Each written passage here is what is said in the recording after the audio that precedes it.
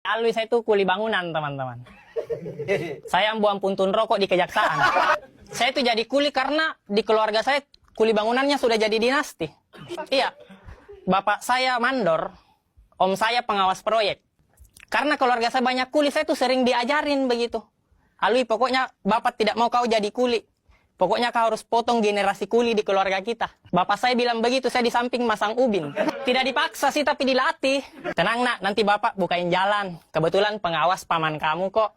Mungkin situasi seperti itu teman-teman pernah terjadi di keluarga politisi. Mungkin ada bapak-bapak bilang sama anaknya, nak, pokoknya bapak tidak mau kau jadi politisi. Kau fokus jual pisang saja. Pokoknya kau harus potong generasi politik di keluarga kita. Bapaknya bilang begitu, anaknya di samping jadi cawapres. Tenang nak, nanti bapak bukain jalan. Kebetulan pengawas paman kamu kok. Cawapres Uganda. Bicara masalah kasus, teman-teman, ada banyak banget kasus di sosmed. Itu saling hujat cuma karena berbeda pandangan politik. Ya maksud saya orang yang merasa dirinya pintar berpolitik, kenapa tidak ambil contoh ke kuli deh? Kuli bangunan kalau kerja, baju partainya beda-beda, tapi akur bikin rumah loh. Iya. Benar.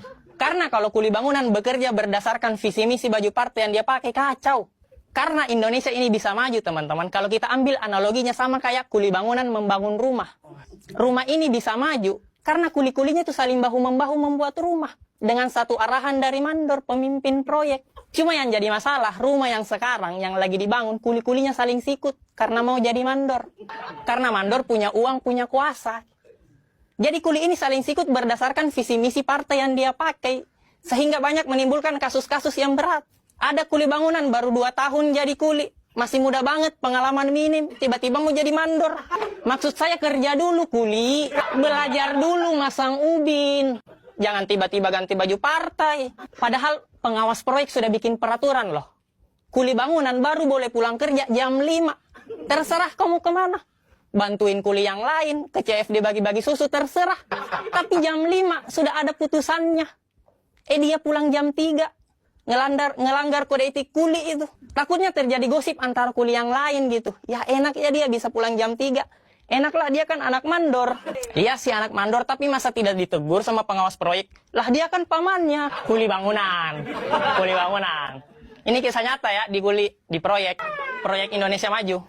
Ada lagi kasus berikutnya. Kulit terlalu banyak gimmick. Rambutnya warna putih. Terlalu ngebet mau jadi mandor, tiba-tiba di proyek azan. Kau kan mau jadi mandor ya, kenapa azan?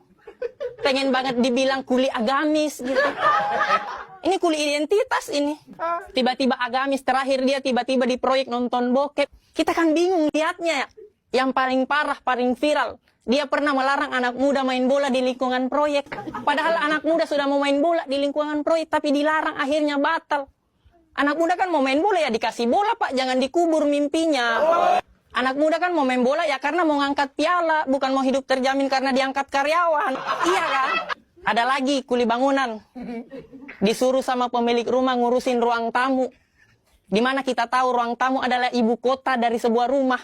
Karena tamu datang di situ. Tapi ruang tamunya masih banjir, banyak polusi. Kita sih tidak masalah, karena kuli ya wajar, ada kekurangannya kan. Cuma yang jadi masalah, di saat dia mau jadi mandor, dia tiba-tiba menjanjikan kemerdekaan bagi rumah yang lain. Kita tidak percaya. Ngurus ruang tamu saja belum beres, masih banyak program yang tidak jalan. Tiba-tiba mau renov rumah yang lain, kita kan ngelihatnya kayak, wah 2 kata lucu nih, kuli pembual. Terakhir dia bukan kuli teman-teman. Dia cuma ada di lingkungan proyek. Cuma ibu-ibu kantin yang jual keratindeng yang logonya banteng. Merasa dirinya punya kuasa karena dia anak mandor yang pertama. Kerjanya cuma ngecengin mandor yang sekarang. Mandor yang sekarang kalau bukan kantin saya kasihan deh. Tapi ini bukan tentang mandor teman-teman. Ini tentang rumah yang ingin kita bangun. Rumah yang sejahtera, bebas dari korupsi. Karena percuma punya mandor gelar insinyur, etos kerja yang tinggi. Sampai turun ke gorong-gorong. Kalau mau kerja, izin dulu ke ibu kantin. Saya malah kasihan sama mandor pertama, pencetus pembangunan proyek. Dia pernah bilang, perjuangan saya tidaklah berat karena melawan kontraktor dari luar. Tapi perjuangan kalian lebih sulit karena melawan kuli di proyek sendiri. Secara tidak langsung, mandor yang pertama nyindir anaknya sendiri. Sama cucunya juga.